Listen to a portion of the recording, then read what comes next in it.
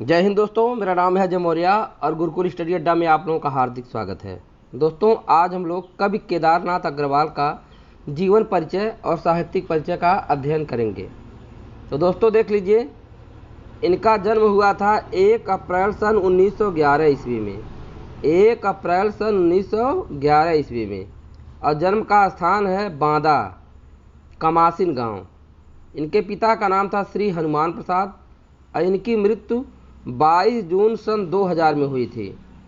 अब इनकी भाषा है सरल, सहज, सीधी, ठेठ। तो चलिए विस्तार से इनका जीवन परिचय देखते हैं। अमर कवि केदारनाथ अग्रवाल का जन्म बांदा की धरती में कमासिन गांव में 1 अप्रैल 1911 ईस्वी को हुआ था।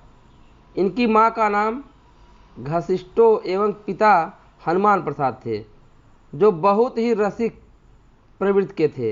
रामलीला में अभिनय करने के साथ ब्रजभाषा में कविता भी लिखते थे। केदार बाबू ने काव्य के संस्कार अपने पिता से ही ग्रहण किए थे। केदार बाबू की शुरुआती शिक्षा अपने गांव कमासिन में हुई थी। कक्षा 3 पढ़ने के बाद रायबरेली पढ़ने के लिए भेजे गए, जहां उनके बाबा के भाई गया बाबा रहते थे। 6ठी कक्षा तक रायबरेली में शिक्षा पाकर 7वीं 8वीं की शिक्षा प्राप्त करने के लिए कटनी एवं जबलपुर भेजे गए। वह 7वीं में पढ़ ही रहे थे कि नैनी इलाहाबाद में एक धनी परिवार की लड़की पार्वती देवी से विवाह हो गया, जिसे उन्होंने पत्नी के रूप में नहीं, प्रेमिका के रूप में लिया। गया ब्याह में युवती लाने, प्रेम ब्याह कर संग में लाया। विवाह के बाद उनकी शिक्षा इलाहाबाद में हुई। 9वीं में पढ़ने के लिए उन्होंने क्रिश्चियन कॉलेज में दाखिला लिया। इंटर की पढ़ाई पूरी करने के बाद केदार बाबू ने बीए की पढ़ाई के लिए इलाहाबाद विश्वविद्यालय में दाखिला लिया। यहाँ उनका संपर्क शमशेर और नरेंद्र शर्मा से हुआ। घनिष्ठता बढ़ी। उनके काव्य संस्कारों में एक नया मोड़ आया। साहित्यिक गतिविधियों में सक्रियता बढ़ी। फलतः वह बीए में फेल हो गए। इसके बाद वकालत पढ़ने कानपुर आए। यहाँ डीएवी कॉलेज में दाखिला लिया। सन 1937 में कानपुर से वकालत पास करने के बाद सन 1938 में बांदा आए। इस समय उनके चाचा बाबू मुकुंद लाल शहर के नामी वकीलों में थे। उनके साथ रहकर वकालत करने लगे। वकालत केदार जी के लिए कभी पैसा कमाने का जरिया नहीं रही। कचहरी ने उनके दृष्टिकोण को मार्क्स के दर्शन के प्रति और आधारभूत दृढ़ता प्रदान की। सन 1963 से 1970 तक सरकारी वकील रहे। सन 1972 ईस्वी में बांदा में अखिल भारतीय प्रगतिशील लेखक संघ के सम्मेलन का आयोजन किया। सन 1973 ईस्वी में उनके काव्य संकलन फूल नहीं रंग बोलते हैं के लिए उन्होंने सोवियत लैंड नेहरू सम्मान दिया गया। सन 1974 में उन्होंने रूस की यात्रा संपन्न की। 1981 ईस्वी में उत्तर प्रदेश हिंदी संस्थान ने पुरस्कृत एवं सम्मानित किया।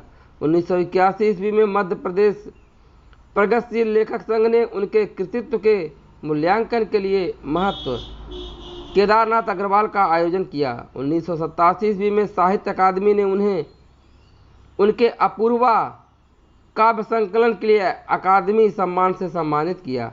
वर्ष 1990-91 में मध्य प्रदेश शासन ने उन्हें मैथिली शरण गुप्त सम्मान से सम्मानित किया। वर्ष 1986 ईस्वी में मध्य प्रदेश साहित्य परिषद द्वारा तुलसी सम्मान से सम्मानित किया गया।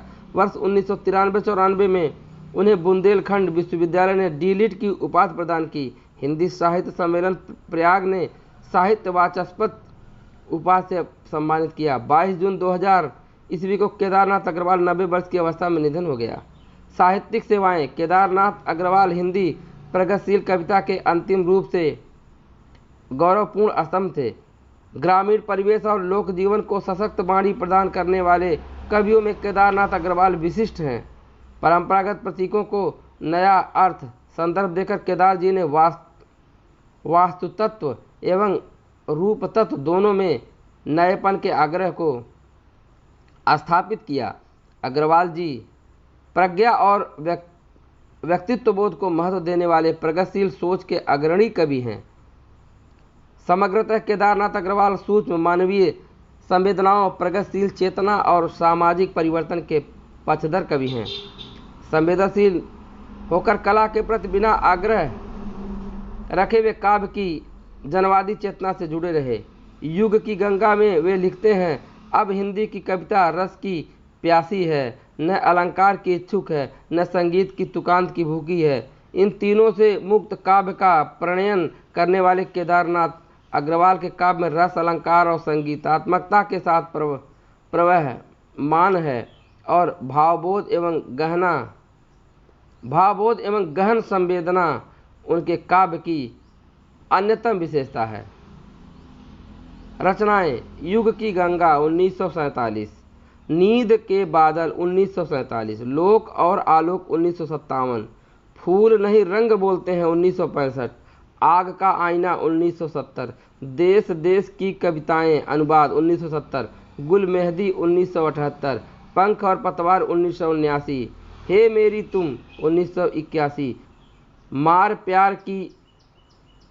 प्यार की थापे 1981, कहें केदार खरी खरी 1983, बम्बई का रक्त स्थान 1983, अपूर्वा 1984, बोले बोल अबोल 1985, जो सिलाएं तोड़ते हैं 1985, जमुन जल तुम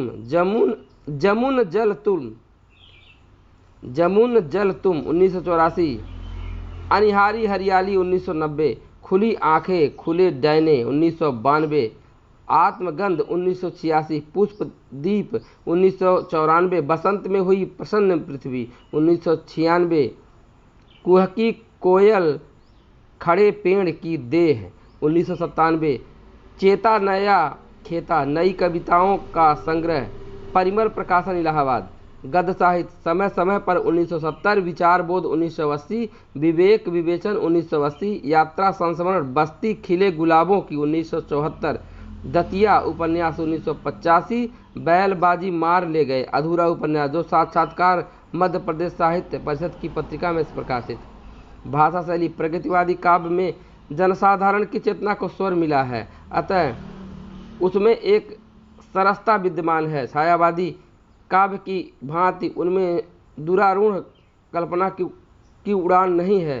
प्रायः सभी कवियों ने काव्य भाषा के रूप में जन प्रचलित भाषा को ही प्रगतिवादी काव्य में अपनाया है, किंतु केदार कुछ मामलों में अन्य कवियों से विशिष्ट हैं। उनकी काव्य भाषा में जहाँ एक और गांव की सीधी ठेठ शब्दावली जुड़ी है, वहीं प्राकृतिक दृश्यों की प्रमुखता के कारण भाषा में मसृणता और कोमलता है। गांव की गंध, वन फूलों की महक, गंवई भाषा, सरल जीवन और आसपास के परिवेश को मिलाकर केदारनाथ अग्रवाल ने कविता को प्रगतिशील बौद्धिक चेतना से जोड़े रखकर भी मोहकता बनाए रखी है। तो इसी साथ केदारनाथ अग्रवाल जी का जीवन परिचय समाप्त होता है।